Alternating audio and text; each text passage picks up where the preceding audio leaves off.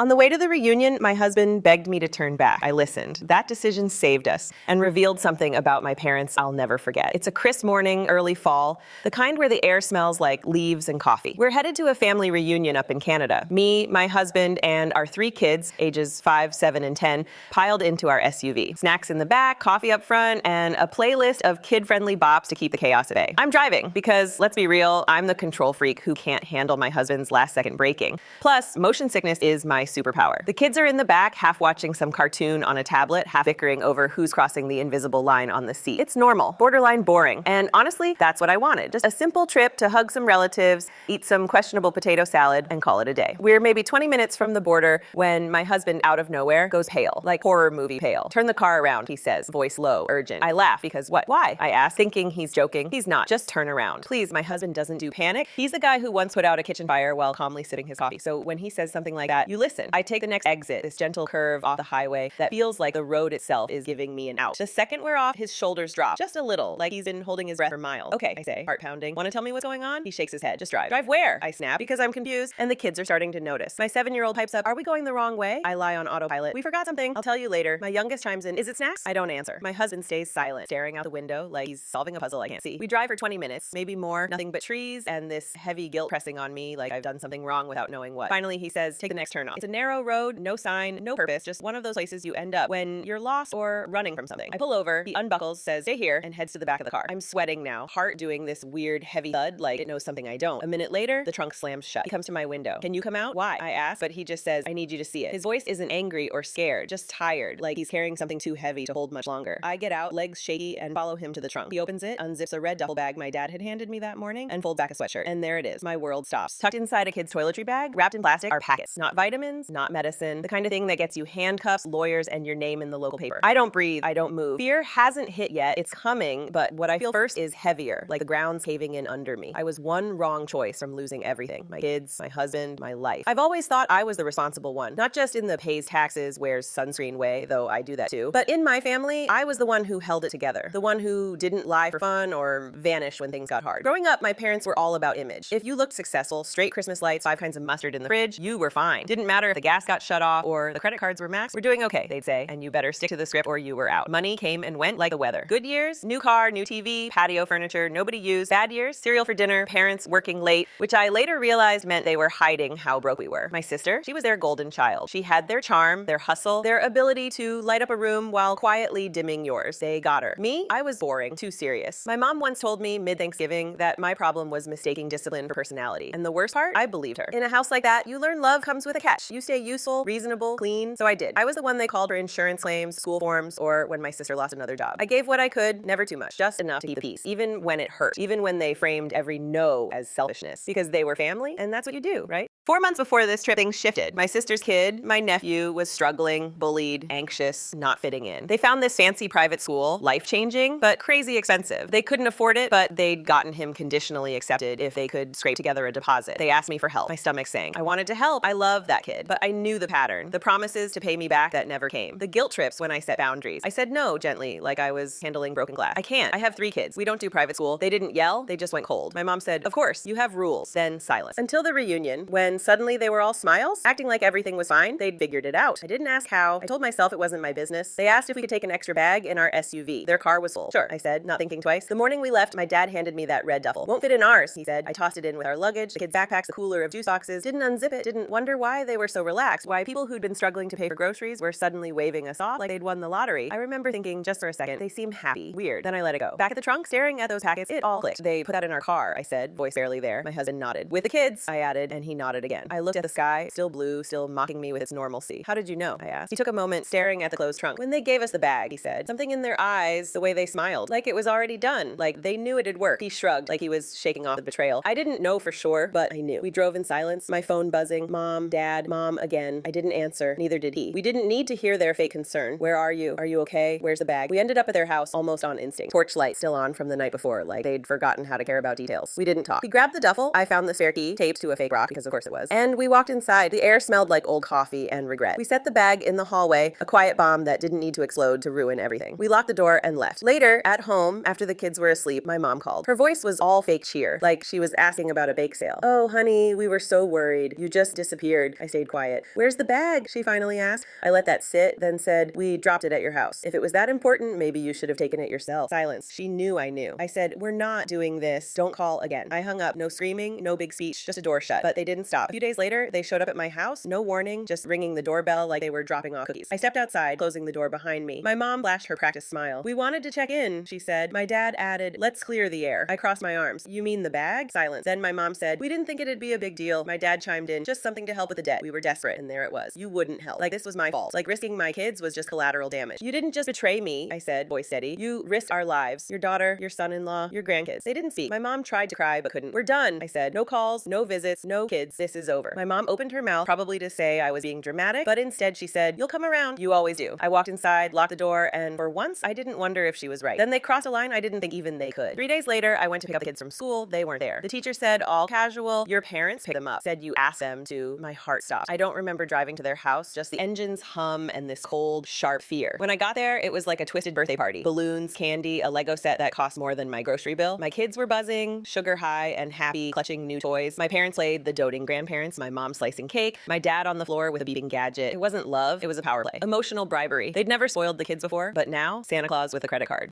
We're leaving, I said. The kids whined. My mom sang, they'll come back to us. They always do. I didn't argue. I just took my kids and left, letting them keep the toys because I wasn't going to be the bad guy. That night, I looked at my husband and said, we have to leave. He didn't ask why. You mentioned North Carolina. I said, your company's got an office there.